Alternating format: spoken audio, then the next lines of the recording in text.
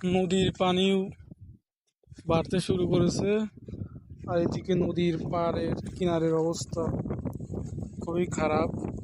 প্রায় প্রায় 3-4 হাত জায়গা ভেঙে গেছে। প্রতি বছরে যখন পানি আসে, পানি বাড়ার সময় গতবারের থেকে বেশি ভাঙছিল। প্রায় 8-9 হাত জায়গা ভেঙে গেছিল। এবছর একটু কম, প্রায় 3-4 হাত জায়গা জমি ভেঙে নদীর মধ্যে চলে গেছে। আমাদের এই হুড়াসাগরের আগে এরকম ছিল না। 3-4 বছর আগে নদী খনন করার সময় এই কিনারে, নদীর কিনারে খুব কাছাকাছি খনন করার পর থেকে এই নিচ থেকে মাটি সরে গেছে। তারপরে মনে করেন ফাঁপা জায়গা হওয়ার পর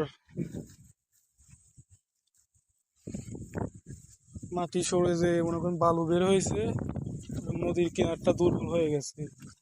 এই কারণেই প্রতি বছর পানি বাড়ার সময় 3-4 হাত করে জমি নদীর মধ্যে চলে যাচ্ছে।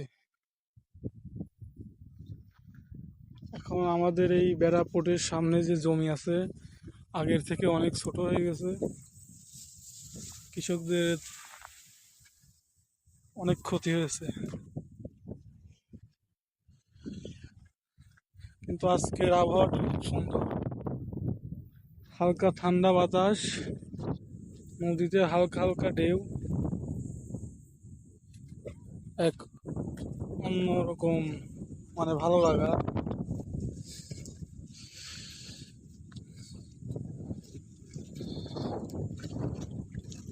এই দেখেন এইখানকার অবস্থা, প্রায় লাঠি পর্যন্ত ছিল, তারও নিচে ছিল জমি, এখন ভেঙে এরকম অবস্থা।